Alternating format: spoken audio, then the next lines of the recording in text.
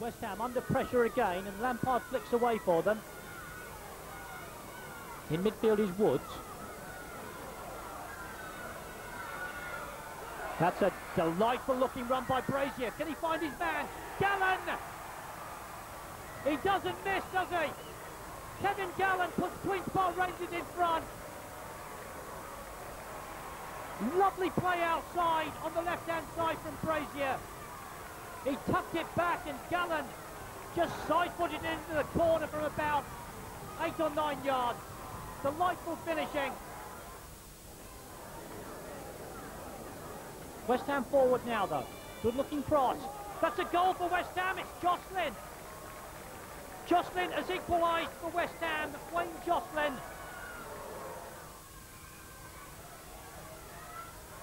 Goodwin then knocks this long. Good looking header. Gallen's in there again. Kevin Gallen has put QPR back in front on the night, and they've got a 2-goal cushion. Does he ever stop scoring goals, this guy?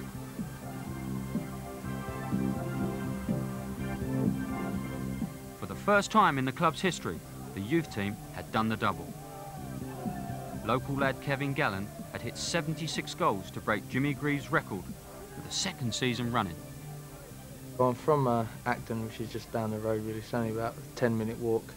And my dad used to go to QPR for the last 30 years, and the whole family's been big QPR supporters.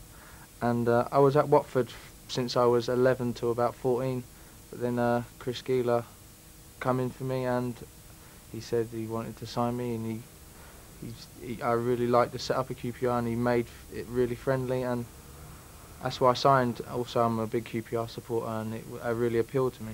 He's done everything that's been asked of him this season. He scored something like 73 goals or something at this club. He is an outstanding prospect. We're expecting big things from him, without any doubt.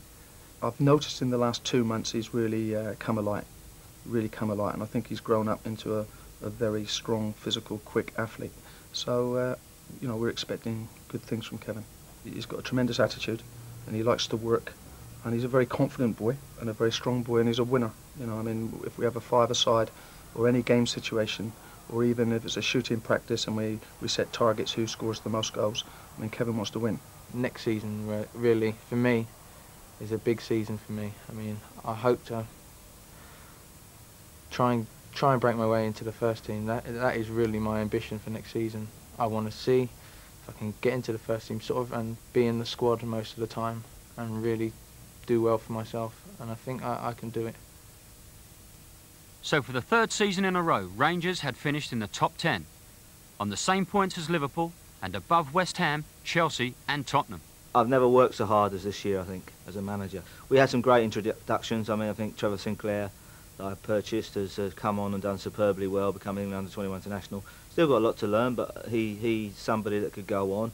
Steve Yates has come in and did very well. I mean, this year really has been all about the young kids, I think, for me, because we've had injuries to people like Alan McDonald, lost Aaron Peacock, lost Andy Sinton, and the younger players have had to come in straight away. Carl Reddy, Alan McCarthy, Steve Yates have all had to come in.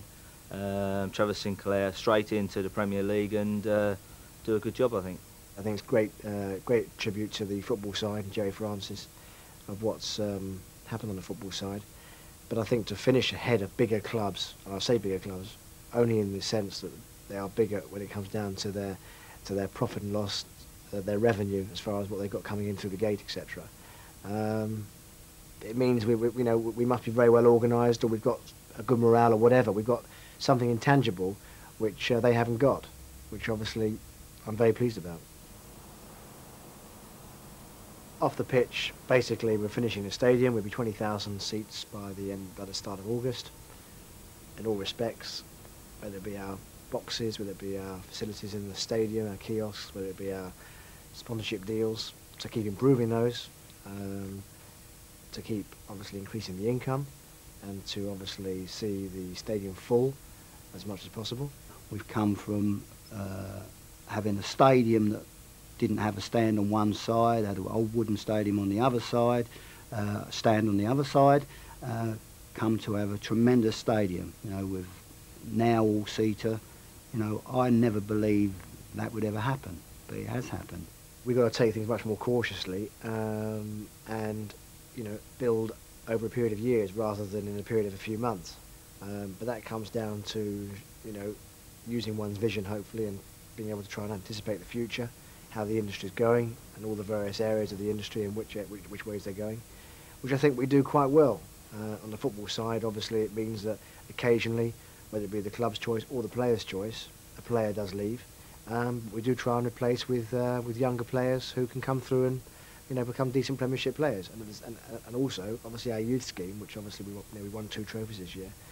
That's very important to us, you know, to bring players constantly through from the youth on a yearly basis. So in all respects, we have a strategy which I think we've kept to over the last 2 or 3 years. It is very difficult, and in fact it does take a strain on you as a manager, as an individual, because you know, if the likes of, say, Manchester City, Everton, Tottenham, teams like that with their resources and their big clubs struggle in the Premier League, you know, what hope sort of QPR? And we've finished like in the top 10 the last 2 years in 5th and 9th, and even in the first year we were 11th, so that's pretty good going. And I mean, the year we finished 5th, there was only sort of Norwich and Blackburn and Aston Villa and Manchester United above us. All the rest of the teams in the Premiership were below us, which is a phenomenal achievement. I mean, QPR have never won the Premier League or First Division in their history. The highest they came was 2nd in 75-76 when I was here as captain, with a great side, and the second highest has been 5th, which I achieved as a manager last year, and it's been done I think once or twice before. So history shows how difficult it is for QPR to win the Premier League. History shows how difficult it is for QPR to win any major honour, because it's been 25, 26 years since they've last done it. But that aside, you've got to try, for me anyway, when the season starts, Cups, League, I will be going to win them, because I don't think there's any other way to do it. If we don't win them, it won't be for the want of trying, and you've got to believe that you can. And whatever squad I have, whoever I've got here, they'll be wearing the blue and white hoops, and they'll be trying to achieve something for QPR. Back on the golf course, even the also-rans seem to be improving. I've enjoyed the last 2 years immensely. Every training session is a treat to take. I mean, there's plenty of enthusiasm, which is important. And I've heard and I've been to places where sometimes there isn't enthusiasm, but there is here. We've got a tremendous team spirit, I think, which is a great help. And I think we're very lucky.